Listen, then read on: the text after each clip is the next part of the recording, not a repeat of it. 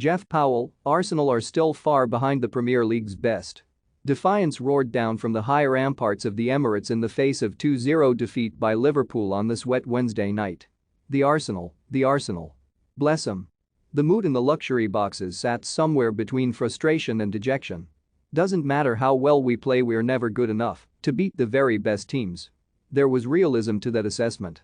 So far in this Premier League season, Arsenal have lost twice to Liverpool without scoring a goal, and to Manchester City. Once each to Chelsea and Manchester United, both of whom they must meet again in the rush hour climax to the season.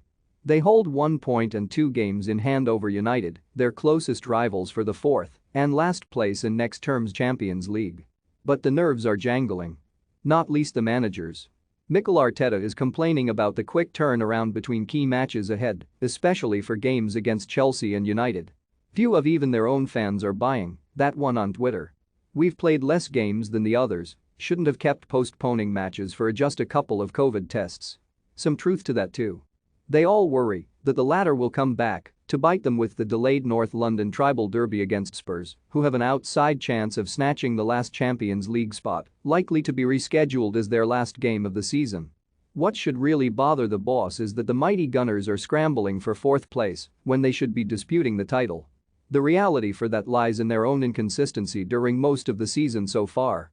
What really should be the embarrassment of hoping to celebrate coming outside the top 3, which would also afflict United or Tottenham, harks back to the reprehensible greed with which Europe's major clubs supported the sorry corruption of the fabled European Cup.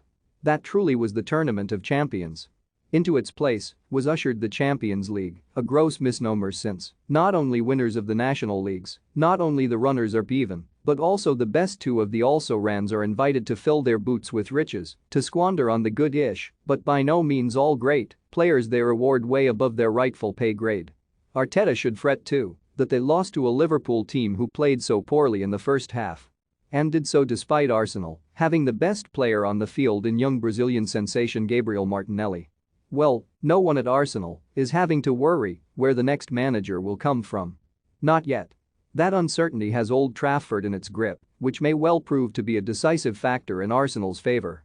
While United flounder in the academic swirls and eddies of the Wrangler, Ralph Rangnick, they are also running in circles in search of his replacement. Just how confused that effort has become is that they have hearkened to the lovey cheerleaders for a serial loser and installed Mauricio Pochettino as one of the front-runners. Really? Pleasant and likable though he is, Senor Mauricio won absolutely nothing in 5 years fidgeting around the upper edges of English football with Spurs. Notably failing to get over the line in a couple of cup finals. Leeds and Scotland great Billy Bremer entitled his autobiography "You Get Note" for coming second. Not so for Pochettino, whose prize for doing just that has been to bank a fortune at Paris Saint-Germain. Inevitably that is ending in tears, despite him picking up the first real trophy of his managerial career. The French Cup comes nowhere near cutting Le Maudert over there. As for the league title, not even he can blow this season, even though he somehow managed to come second in that one-hose race last year, sorry.